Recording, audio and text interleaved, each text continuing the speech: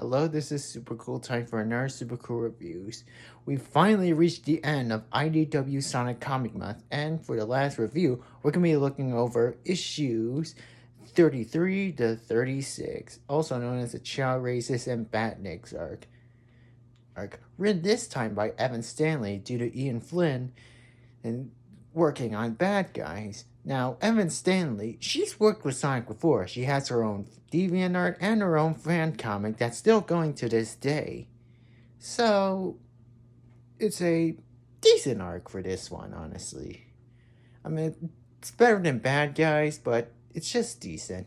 Anyway, the plot is it's been like, I don't know, days after the Zombot apocalypse. Everything's turned back to normal since then. Omega is still in pieces, and Sonic and Tails infiltrate one of Eggman's old bases to look for data so they can rebuild him. Meanwhile, Rouge, Cream, and Amy enter in a chow race so they can also win some parts.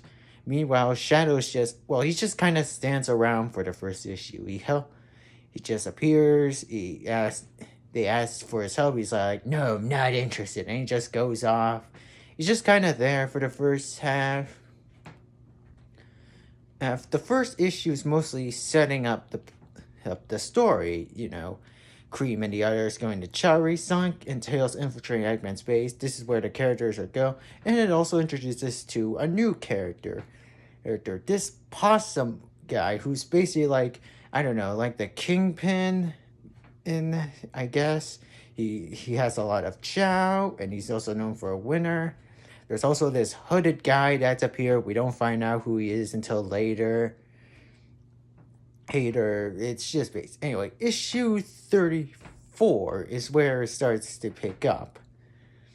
It's revealed that the possum figure has been known for abusing Chow, and usually forces them to do stuff. And Chow comes in to save the day, and also because I guess it's character development, I guess. Anyway, Sonic and Tails are still looking around Eggman's base when they come across what appears to be a ventriloquist doll named Belle the Tinker. Now, this character was hyped at the San Diego Comic-Con, and it's kind of interesting, having a ventriloquist doll as a Sonic character. That could be cool and also creepy, since ventriloquists, I mean, if you look at them, they're fucking creepy, man. But no, she's innocent for the most part. Sonic doesn't trust her since he thinks he's a badnik.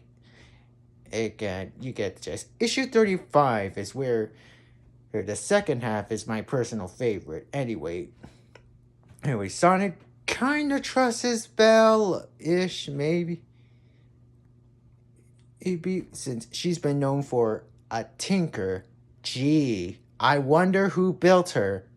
I won't give it away, but they don't say who built her, but you can guess who built her. And I can understand Sonic not trusting her, to be honest. I mean, ever since letting Mill Sonic go and having Eggman stay in Windmill Village, lots of stuff has happened. I don't blame him. Anyway, Sonic and Tails end up at the Chow Resort Hotel and meet up with Amy and Cream. They try to free all the Chow, but they're stopped by a robot bear, and Tails gets kidnapped by the hooded figure, and also Rouge, who was hypnotized, and the hooded figure is revealed to be Starline. This wouldn't be a surprise if there weren't clues hinted back at Bad Guys before this issue came out, and Sonic and Shadow try to stop him while also trying to stop an avalanche that's gonna crush the whole resort. Anyway, the final issue is my personal favorite. Anyway, Sonic goes off to warn Amy and the others that an avalanche is coming that's gonna destroy the hotel. Shadow tries to catch up with Starline, but he gets away, and Rouge guilt trips him, saying that people will die and he goes off to hell. Now, this issue is my personal favorite because it gives more development for Shao. He's not just some Vegeta, broody, stereotype ripoff. He actually shows he cares for people, but he's too scared to admit it. And I like that. It shows that it's less of the Sega Manadates. Anyway, Sonic and Shao create a wall to hold off the avalanche, although that doesn't work. Cream and the others free the Chow and warn the people that an avalanche is coming. Starline appears and the ladies beat them up. They get away. Starline gets caught up in the avalanche. Happy ending. Omega's rebuilt. People are saved. The Chow are free.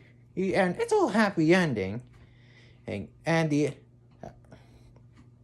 ending sets up a plot point that probably won't be until the next, after the next 2 arcs, where it shows that Starline, our line, has required a sample of Tails' hair. I don't know what he's going to use it for. Maybe a clone saga, or possibly frame him, or create a robot that possesses Tails' abilities? I don't know. We'll just have to wait and see. I rate IDW Sonic issues 33 to 36 a 70 out of 100. This is super cool, and thank you for joining me for IDW Sonic Month. Thank God this is over.